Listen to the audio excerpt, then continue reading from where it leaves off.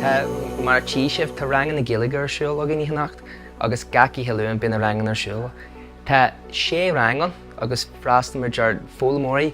tá géirí Gaeilge ólam is tí sa bhain rang, is tí sa dána rang. Daoine tá géirí a gcuid a dheosaigh,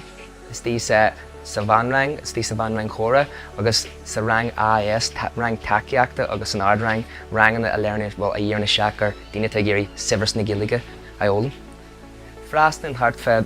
idir seasca go hachtúir na rangan a gaci healaíne agus spud ionach sóisialta fásta agus tuchtú an déis daoine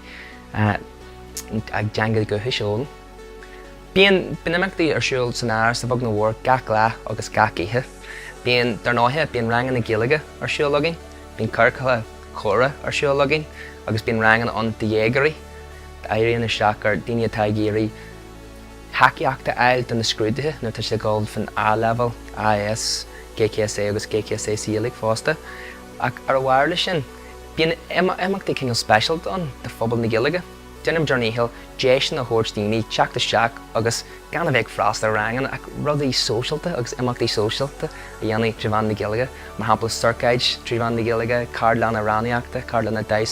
carthanachta setlinn sin, agus bíonn ceolchoirmeacha siúil agin, agus sin déis le an daine bualadh seach le chéile, agus ceiliúir a dhéanamh ar Cuirtear, ar teanga, agus cinneal ar scéal agin fásta i maraití agus buinsolta as ceol na tíre seo, agus dhéalaigh úsáid a náid cinneal sóisialta arís. Tá muid bognach fiche le níomlíonas féin, níomlíon déag an nuas tá Scoil Samhraidh Mhic Reachtain ag glanam an teoráid ach anéis tá muid ar an éile is mó sa sé chunta agus fog nó an darna éile is mó sa tír tí muid oideachtas na Gaeilge agus freastal thart fa 300 daoine ar na rangan na Gaeilge a rian le ó deich go dtí cethir a gach level arís costal na rangan na héan agus freastal daoine seo ar na ceolchoirmeacha agus na ceardlanna agus na heamachtaí eile tá agin a rian na seachtaine. Tá freastal thart fe 45 mhíle ar an éile a bháin agus tá sin dulchréid go háirithe leis na haacmhaí atá agin inis agus go deabalta freastal ar na daoine seo.